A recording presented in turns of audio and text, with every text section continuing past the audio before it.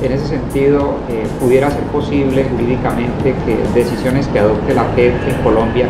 puedan someterse a estos tribunales supranacionales como la Corte Penal Internacional, claro, la Corte Interamericana de Derechos Humanos? Ahí hay que tener bien claro que hay determinados delitos en cuyo enjuiciamiento concurren las competencias de estos dos órganos. Hay delitos que no. Piensen, por ejemplo, el narcotráfico, eso es competencia exclusiva de la jurisdicción colombiana y en su caso de la JEP, si es que, si no estoy equivocado, ese delito se somete a la jurisdicción de la JEP. Pero sin embargo, el artículo 5 del Estatuto de la Corte Penal Internacional contempla y enumera los delitos que son de competencia de esa Corte, entre los que están los crímenes de guerra, los crímenes de lesa humanidad o los crímenes de genocidio y los de agresión. Bueno, pues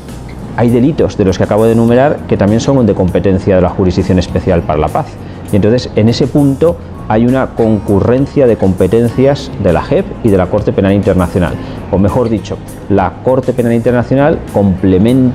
es complementaria de la Jurisdicción Especial para la Paz. Es decir, en principio, y la regla es que tendrá que ser la jurisdicción colombiana, en este caso a través de la JEP, la que tenga que investigar y juzgar esos hechos delictivos. Pero la Corte Penal Internacional también tiene una competencia que complementa la de la JEP. En el caso de que no se cumplan los parámetros establecidos en el artículo 20 del Estatuto de la Corte Penal Internacional, podría la Corte Penal Internacional incidir en las sentencias dictadas por la JEP. Muy bien, profesor Cucarella, a raíz de algunas actividades con estudiantes y de nuevos conceptos que se manejan en el derecho, es muy común hoy hablar de control de convencionalidad. ¿Pudiera usted decirnos, especialmente con destino a los estudiantes, a nuestros semilleros, en qué consiste el control de convencionalidad, cuál es su importancia? Sí, el control de convencionalidad es un mecanismo de protección de los derechos, de extensión de los efectos de las sentencias dictadas por la Corte Penal Internacional, por la Corte Interamericana de Derechos Humanos, y que resulta muy interesante puesto que se ha ido gestando esa línea jurisprudencial desde diferentes casos hasta el más significativo, que es el caso Hellman versus Uruguay, en la sentencia de cumplimiento de ese caso, en donde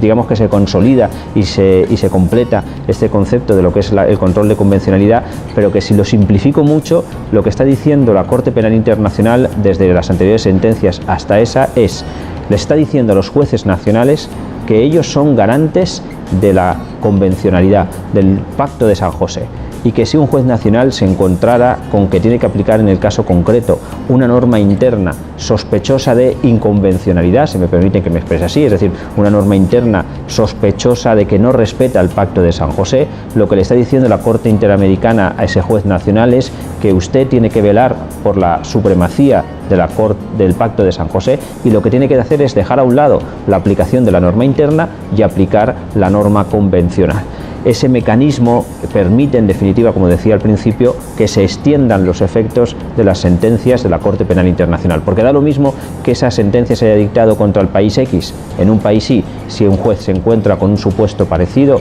a lo que se ha resuelto en esa sentencia y en la norma interna contradice el Pacto de San José, debe aplicar lo que se ha resuelto por la Corte Interamericana y dejar a un lado la norma interna. Eso es, en esencia, el control de convencionalidad muy simplificado, pero que es un mecanismo con el que se está permitiendo la extensión de los efectos de las sentencias de la Corte Interamericana.